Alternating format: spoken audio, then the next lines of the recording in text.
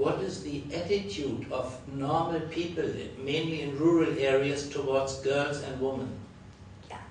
Again, when we look at India, it depends on the different, because each state has a different kind of culture.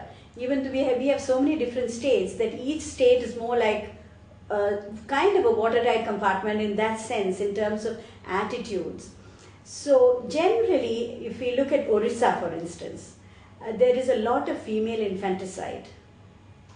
What? Female infanticide, because the girl child, if you abortion. have one is abortion. If they know that it's going to be a girl, they abort it. Yes, they abort it. Yeah. The second one is they kill the child when it's born. After it is born, even maybe 2 years old, 1 year old, 3 year old, they don't want to spend money on a child. Why not? Because the very sad thing is the dowry system. When the girl grows up, the parents have to bear to, if she has to get married, they have to pay a huge dowry.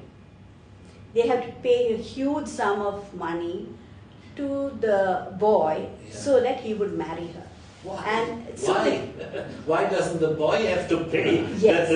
So that is the system. But I'm talking about backward places like in some of the northern Indian states. But there are other states where this is not prevalent.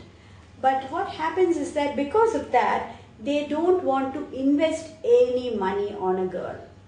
They don't want to educate her.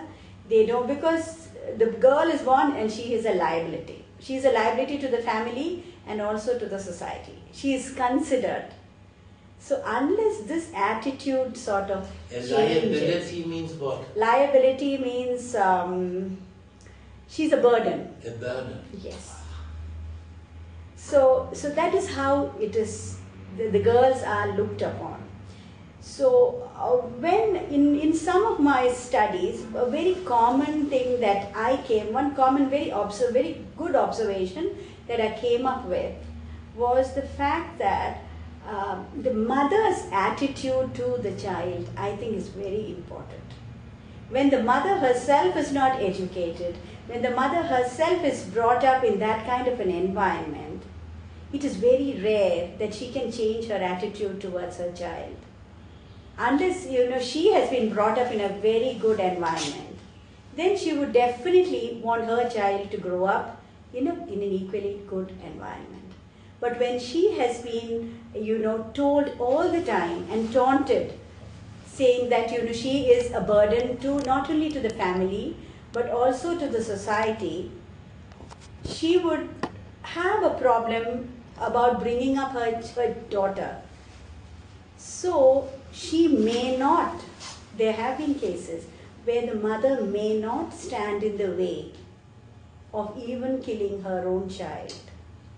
Because there are a lot of case studies which we have come across where because of pressure from society, even the mother has been forced to give up her daughter.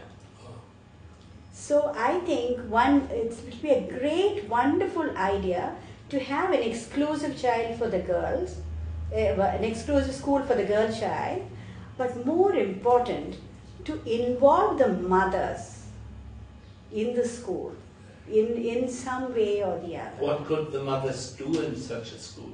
Depending on what kind of background, where you're going to build the school, what kind of background they have. Suppose they are farmers, for instance. There can be a kind of a community center or something attached to the school where the mothers can come and have some kind of a non-formal education or a kind of a vocational training, and also understand what kind of education the girls are going to get, what kind of exposure their daughters get, and what kind of things the future has in store for them, so that the mother feels very inspired and motivated to sort of see that her daughter has a good life.